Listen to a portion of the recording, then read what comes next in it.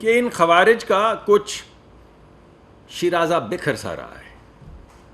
یعنی ہمیں یہ کہتے تھے کہ میم سے شین نکل جائے گی, شین سے میم نکل جائے گی. یاد ہے نا آپ کو؟ کب سے آپ یہ سن 2000 سے تو میں بھی سنتا چلا آ رہا ہوں. لیکن یہ آج جو شین سے شکیل خان ہیں, یا عین سے عاطف خان ہیں, یا ہے سے حماد اظہر ہیں, یا جے سے جیم سے جنید اکبر ہیں, یا گاف سے گنڈا پور ہیں, یا سین سے سیف بیرسٹر ہیں, یا عین سے عمر ایوب ہیں, یا شین سے شبلی فراز ہیں, یا شین سے شندانہ گلزار ہیں, یا شیر افضل مروت ہیں, یا زرتاج گل ہیں, یا علی محمد ہیں, یا یہ کیا ہے؟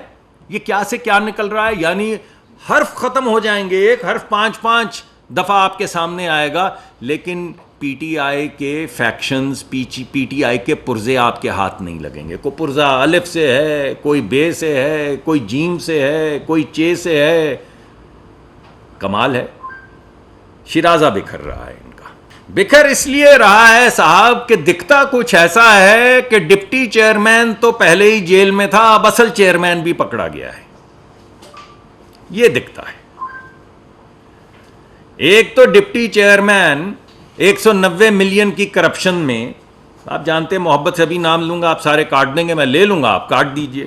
ملک ریاض صاحب کو جو 190 ملین ڈالر دیے, جو سب کاٹیں گے, ابھی میں لوگوں کو بتا رہا ہوں کہ یہ کٹ جائے گا نام, اگر ابھی تک کٹ نہیں چکا. تو ڈپٹی چیئرمین تو آلریڈی 190 ملین پاؤنڈ کی کرپشن کرنے میں جیل میں ہے. اب چیئرمین صاحب بھی پکڑے گئے ہیں. وہ پتہ نہیں کون سی ہاؤسنگ سکیم ہے بھلی سی, کوئی وہاں پہ کوئی کیس ہوا ہے, وہ ایک اس کرپشن میں وہ پکڑا, ٹاپ سٹی میں پکڑا گیا, ایک 190 ملین میں پکڑا گیا, ایک وہ کون سے وزیر ہیں الزام لگایا کہ وہ کرپشن میں نکالے گئے ہیں, آپ کو یاد ہوگا نام, شکیل خان صاحب ہیں یا محمود صاحب ہیں, یہ کے پی میں شکیل صاحب, ان کو نکالا کہ یہ کرپشن کرتے ہیں. شکیل خان صاحب نے اتنا پرچہ لکھ دیا. آج میرا جی تھا کہ اگر میں یہ کنونشن سے نہ آ رہا ہوتا تو ان کا خط لے کر آتا, ذرا آپ کو پڑھ کے سناتا کہ چیف منسٹر صاحب کے متعلق انہوں نے کیا کیا باتیں کی ہیں کرپشن کے حوالے سے. تو کرپٹ ٹولے کا شیرازہ بکھر رہا ہے, اور ہر ایک دوسرے کی طرف انگلی. ہم نے کیا انگلی اٹھانی بھائی؟ ہم نے کسی کو کیا کہنا ہے؟ آپ خود ہی کہہ رہے ہیں. شکیل خان چیف منسٹر کو کہہ رہا ہے, چیف منسٹر شکیل خان کو کہہ رہا ہے, سارے 190 ملین دیکھ کے آسمان کی طرف دیکھنا شروع کر دیتے ہیں. اس سے مجھے ورش مولا یاد آ گیا, جس کی طرف نظریں اٹھا کے کہا تھا کہ یہ ہیروئن 22 کلو ہیروئن جو گاڑی میں ڈالی تھی. تو کمال ہو گئی ہے, کیا کرپٹ لوگوں کا ٹولہ تھا. یعنی آپس میں ہی لڑ پڑے. چلے ہم تو کہیں کرپشن, تو آپ کہیں یار یہ تو سیاسی, ہماری بات تو چھوڑیں, یہ تو چور آپس میں لڑ پڑے بھائی. وہ اس کو کہہ رہے ہوئے تو لوٹ کے لے گیا, وہ کہہ رہے نہیں بھائی تو لوٹ کے لے گیا, وہ کہتا نہیں ان دونوں نے مل کے لوٹا ہے. تو لگتا ایسا ہے کہ چیئرمین صاحب, جو اصل چیئرمین صاحب تھے, ان کے پکڑے جانے کے بعد اب خوارج کا شیرازہ بکھر رہا ہے. پارٹی کچھ یتیم سی ہو رہی ہے. اب دیکھیں کہاں سے ان کو سہارا, کون جیتتا ہے. وہ ہمارے وہ دوست ہیں, بزرگ ہیں, بہت سے اچھے سیاستدان بھی ہیں, پتہ نہیں وہ جیتتے ہیں, پتہ نہیں پنجاب جیتتا ہے, پتہ نہیں کے پی جیتتا ہے, پتہ نہیں پنجاب میں لاہور جیتتا ہے, پتہ نہیں پروونشل اسمبلی کا ہیڈ کون جیتتا ہے, کچھ سمجھ نہیں آ رہی. ایسے لگتا ہے جس کے ہاتھ جو لگ رہا ہے وہ لے کے بھاگ رہا ہے اس وقت. اب بات یہ ہے بھائی, جو اصل سوال اٹھتا ہے وہ یہ ہے, یہ چیئرمین صاحب جو اصل چیئرمین صاحب ہیں, ڈپٹی چیئرمین تو پہلے میں آپ کو یاد کروا دوں پکڑا ہوا تھا. اب آپ کو سارے خاکے اگر آپ نکات جوڑنا شروع کریں تو اب نقطے جڑتے چلے جائیں گے. اور وہ سوالات جو آپ لوگ پوچھ رہے تھے وہ میں آپ کے ہی سامنے رکھ دیتا ہوں, جواب تو آپ خود ہی ڈھونڈیں گے کیونکہ آپ ماشاء اللہ صحافی ہیں. تو یہ 9 مئی کیسے ہوا بھائی؟ اب یہ سوال تو اٹھتا ہے. اور یہ 9 مئی میں کس قلعے کے اندر کس جگہ پہ اسلحہ دھرا تھا وہ کیسے پتہ چلا؟ یہ سوال تو اٹھتا ہے. یہ دہشت گردوں کو لا کے کون آباد کر رہا تھا؟ سوال تو اٹھتا ہے. اور یہ دہشت گردوں کی سہولت کاری کون کر رہا تھا؟ میں نہیں کہہ رہا، ان کے اپنے وزیر کہہ رہے ہیں کہ چیف منسٹر صاحب ان کے سہولت کار بھی ہیں اور ان کو بھتہ بھی دیتے ہیں. چیف منسٹر کے پی کے متعلق ان کے اپنے وزراء کہہ رہے ہیں کہ نہ صرف سہولت کار ہیں بلکہ بھتہ بھی دیتے ہیں.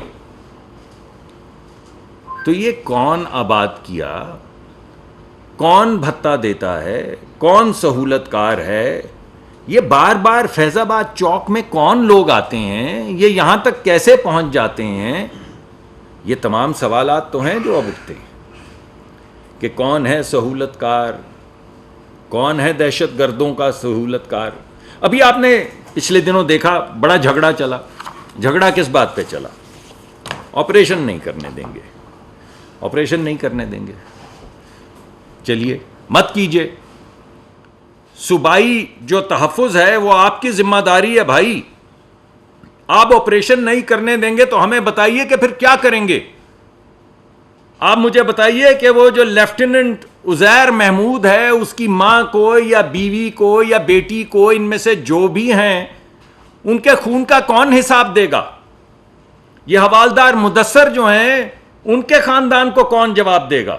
یہ لانس نائک حسیب صاحب جو ہیں ان کی لاش کون اٹھائے گا؟ یہ کانسٹیبل نثار خان جو ہیں ان کے لیے کلمہ کون پڑھے گا؟ یہ سپاہی محمد ادریس جو ہے اس کی شہادت کی ذمہ داری کس کی ہے؟ تو یہ سب انسپیکٹر تاج میر شاہ یا اے ایس آئی محمد اکرم یہ مرتے رہیں، شہید ہوتے رہیں، آپریشن نہیں کریں گے. کیا کریں گے؟ معلوم نہیں. کیا نہیں کریں گے؟ آپریشن نہیں کریں گے. آپریشن کون سا نہیں کریں گے؟ آپریشن وہ نہیں کریں گے جو دہشت گردوں کو خاک میں ملائے گا. ہمارے بچے خاک میں مل جائیں. ڈپٹی چیئرمین تو وہ ہیں، چیئرمین وہ ہیں. آپ نے الٹا، آپ بھولتی ہیں. نام کا تو مجھے پتہ نہیں. ڈپٹی چیئرمین آلریڈی جیل میں ہے. چیئرمین صاحب کو اب پکڑا ہے. سنیں، دیکھیے بات یہ ہے کہ اگر کچھ نہیں ہے یہ تو تمام تحقیق جو ہے ادارہ جاتی ہے، اور اسی وجہ سے میں نام نہیں لے رہا ہوں.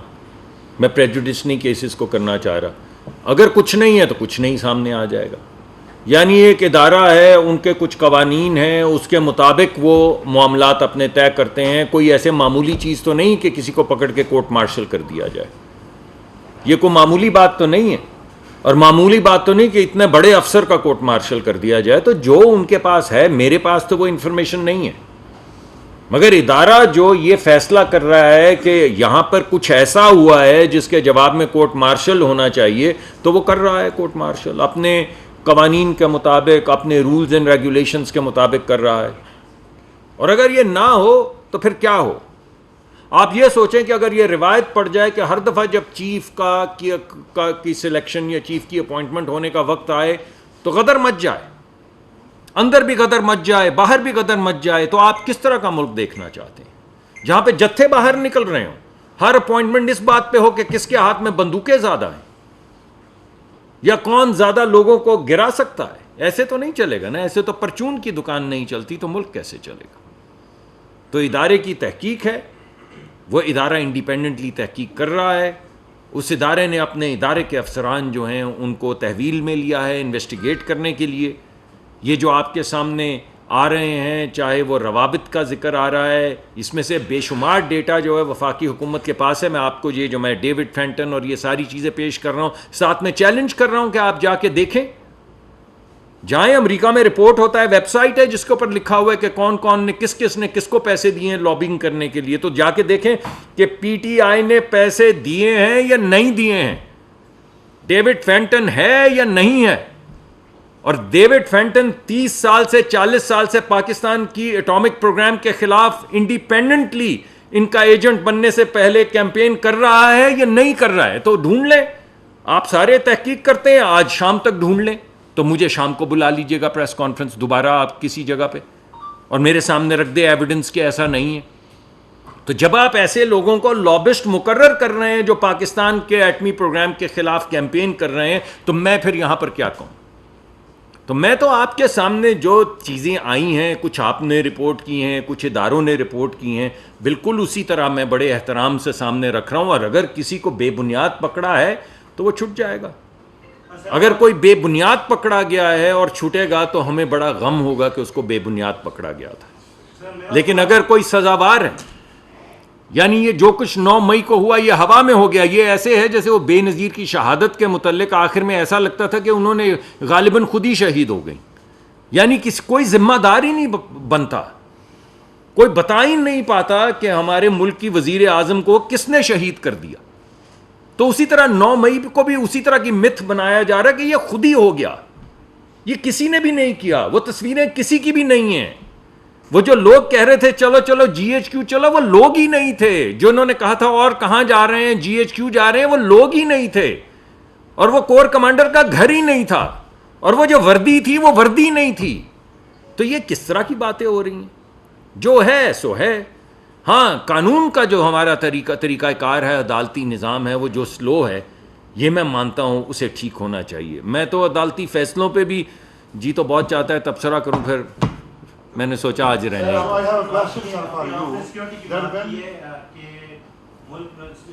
کا معاملہ ہے اس وقت کیا جو امن امان کی صورتحال ہے، صوبائی معاملہ ہے، اور گورنمنٹ نے ایک آپریشن حزب استحکام کے نام سے آپریشن شروع کرنے کا فیصلہ کیا تھا. اس میں چیف منسٹر کے پی کے جو ہے وہ رکاوٹ کر رہے تھے. تو ابھی گورنمنٹ اس آپریشن کو کنٹینیو کرے گی، اور چیف منسٹر سے بات چیت اس حوالے سے دوبارہ ہوئی ہے، چونکہ جو اتنا لاس ہو رہا ہے اور سیکورٹی لاس بھی ہے، اکنامک لاس بھی ہے. بلوچستان کی صورتحال آپ کے سامنے ہے، منرل ڈپارٹمنٹ ہے، آئل اینڈ گیس ہے، وہاں پہ انویسٹمنٹ کا معاملہ ہے، سیکورٹی سے لنک ہے. تو حکومت آپریشن کرنے جا رہی ہے یا کے بی کے؟ دیکھیے یہ تمام آپریشن، یہ پہلی بات تو یہ کہ یہ آپریشن جو ہے یہ ایک بڑا انٹرسٹنگ لفظ ہے. یہ انٹیلیجنس بیسڈ ٹارگیٹڈ آپریشن ہو رہے ہیں. یہ کب سے ہو رہے ہیں؟ ان کو صرف جس طرح ہم نے پہلے ایک نیشنل فریم ورک بنایا تھا، ان تمام انٹیلیجنس کی بنیاد پہ کسی جگہ پہ فوج جا نہیں رہی، اتر نہیں رہی، علاقے کو خالی نہیں کر رہی. ارے بھائی، انٹیلیجنس کی بنیاد پہ وہ لوگ جو دہشت گرد ہیں انہیں پکڑا جا رہا تھا. اب آپ روکنا چاہتے تو روک لیں. ہمیں تو جو سمجھ بوجھ آئے گی وفاق کو اور وفاقی فورسز کو، ہم وہ کام تو کریں گے نا. ملک کی حفاظت تو کرنی ہے، سرحدوں کی حفاظت تو کرنی ہے، اپنے بچیوں کی حفاظت تو کرنی ہے. لیکن اگر آپ کوئی ایک انٹیگریٹڈ ہمیں سولوشن نہیں لانے دیں گے تو آپ ذمہ دار تو ہیں نا. یعنی آپ کہیں کہ ہم بھی نہیں کریں گے اور آپ کو بھی نہیں کرنے دیں گے، تو کیا اپنے بچوں کو مرنے دیں گے؟ تو سوال تو صرف یہ اٹھ رہا ہے کہ چلیے یہ نہیں، if not this then what?